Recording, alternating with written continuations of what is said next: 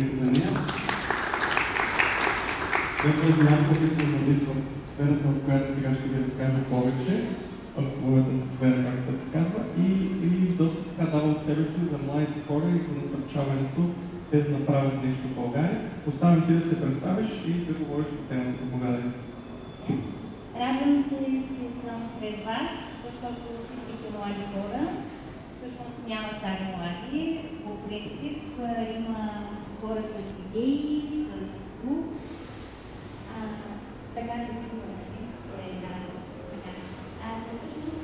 говорим, че тук са хората, които са отидели на такива идеи и не имат желание да срещнат с техни колеги, да обменят опит, да създадат екип. Всичко това, което Галина е стартирал като идея, го приветствам и го поздравявам лично, защото това е нещо, което е необходимо за нашия град. Нямаше такова събитие, което да привлече хората с идеи, да се срещнат, да обменят опит, да чуят, да видят, всеки да каже от какво има нужда, какво търси, какво и къде да намери. Всъщност това е начина да се срещнат хората и слава Богу, че вече съществува това. Сега така това го казвам, който всеки би го казал на мое място. Това, което ми прави впечатление, че повече са носителите на идеи, са младежите, които учат и работят навън.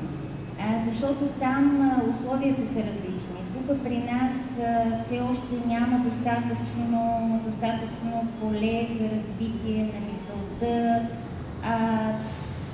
тая свобода, която съществува в другите държави. Споделям това, имайки наблюдение от големия си син, аз го следя как се развива, той в момента е в Австралия, където и Галин са приятели. Всъщност това, което там учат, това, за което се докосват е нещо много различно.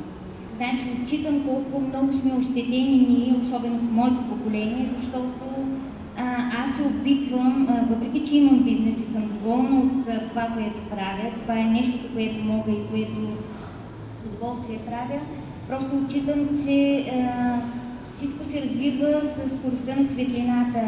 Дори аз не успявам да го гоня, в началото беше различно, той е като състезание между мен и големия ми син, но сега той вече напредва много по-бързо, ето както Галин.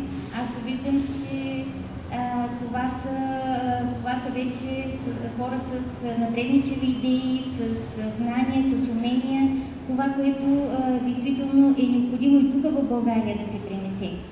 Дали съм от мисълта да кажа, че тук няма хора, които са носители на идеи, но няма това поле за развитие. И ето това са форумите, където биха могли да срещнат свои съмишленици и да започнат да реализират тези идеи.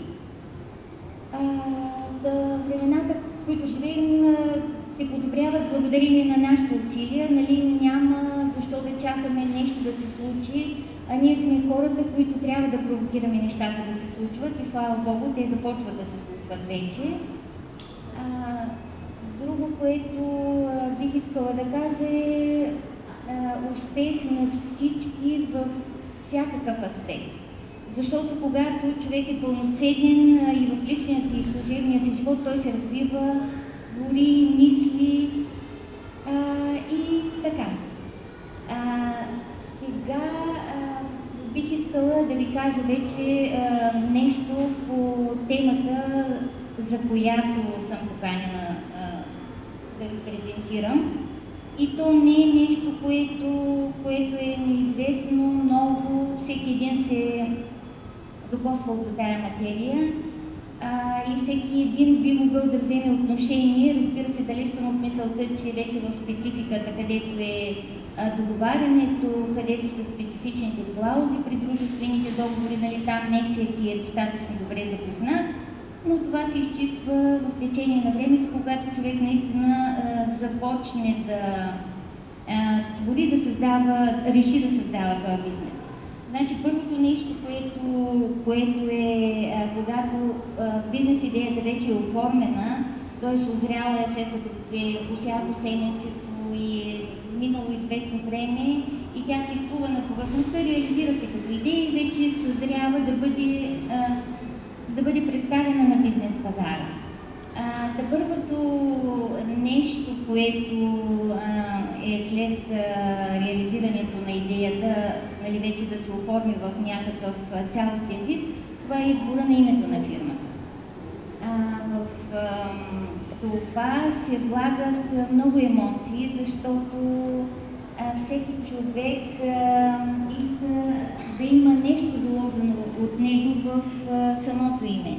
И тук е много емоционален момент при повечето хора, защото те искат, особено тези, които искат нали, да прехвърлят този бизнес на децата си, искат да въвлекат семейството, тогава буквичките от първите имена обикновено са определящото, което е последващо от properties, consulting, management и така нататък. Важно е наистина каква ще бъде визията на фирмата. Това е първото нещо, което хората, до което се докосват хората, за да ви опознаят. Това е името на фирмата. И затова има агенции, които се занимават конкретно с това, нали, да консултират в основа на бизнес идеята, да формулират най-доброто име на фирмата, а то трябва да е кратко, ясно, възможно да се изписва така, че да не допуска грешки да се появяват при изписването, особено вече в интернет пространството, което е място, където се срещат инвеститори и бизнес партньори. И аз не искам само да говоря, бих искала, ако някой от вас има някаква идея да сподели, ако е чел нещо за това как се избира име на фирма, да бъде, ако някой има фирма вече и е с някакво по-специфично име, да каже как го е подбрал, ползвал ли консултанти, или той е търсил информация.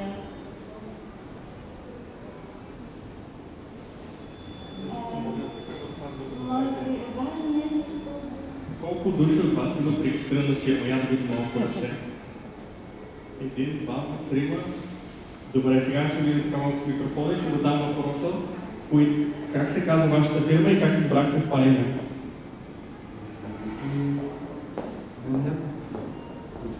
Една, която постигнаваше добра, се казваше Мерика. Други, които прави софт, което е с софт. Мобил е че пак ще занимава с материка, пък е за обучение. Независимо с това как е, избираш и Добър имена, между другото, мен ще ми харесват. Кой ще повдигне ръка? Закрите. Виждам, тук така отдали има. Как е правилото на твоята фирма? Името на моята фирма сам го измислих, тъй като аз обичам Балкан Финанс България. Занимаваме се с консултантски услуги, регистрация на офшорни компании, тръстове, корпорации. Добре, аз го избрах, тъй като обичам да целият продукт, контролирам на изготвянето му. Аз само избрах името, тъй като се асоциира първо с Балканите, където се намираме, второ с финансово планиране така. И България, защото тук е ситуирана фирмата, ще за това. Добре, наистина става ясно какво става дума. Още някой има регистрирана фирма, да искат да сподели опита си. Аз мога да дам тук изпълнителен директор на 158, защото често ми задават въпроса защо 158, той да отговори. Да, като говоря точно за име на фирма, нашата фирма е уникална, което скоро беше. Защо? Това е винаги наистина. Където и да отидем, първо се започва, всеки очаква да е някакво име в всеки това вариант, като кажем число, как разрешено ли, оттам се почва винаги разговора. Първо, компанията ни така иначе беше регистрирана 2008, точно тогава беше отпаднал закон момент беше забранено да бъде само число. Така ще бъде текст. Използвахме, тъй като правихме за един много интересен и искахме да вкараме някакъв нумерология в името, което да зарадим някаква енергия на самия билет в самото начало.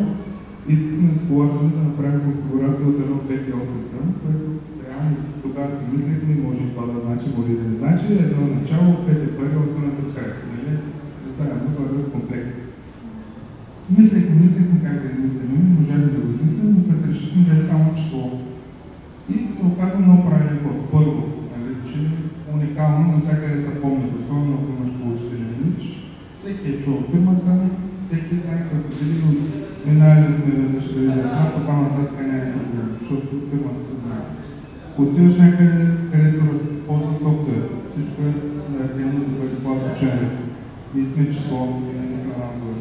Общо взето, навсякъде, където да отидеш, винаги си най-отгоре, винаги си най-запомняш се, примерно на много места, където пазарите надолу като консумативи. Нас наползват фирмите, които зареждат пък за заявки. Те също трябва да подават някаква заявка като проформа фактура. Ползва се първата списъка. Тя е нашата. Когато бяхме в Германия на CEDET, имаше участници в една колко фирми. Ние бяхме трети, имаше още 4 фирми с числа, почващи на вънка, просто набяха били от гледна точка на това, че имаше нула. Програмно се ползва с нула. Почва се, никога не бяха да се образи. Единствено, може би, беше което дамата спомена, че фирмата не насочва, че става въпрос за дизайн, софтуер и така нататък. Но като цяло също е лесно за изписване на клавиатура, не може да се сбърква на изписване като число много трудно. Има се плюсовете. Добър тактически ход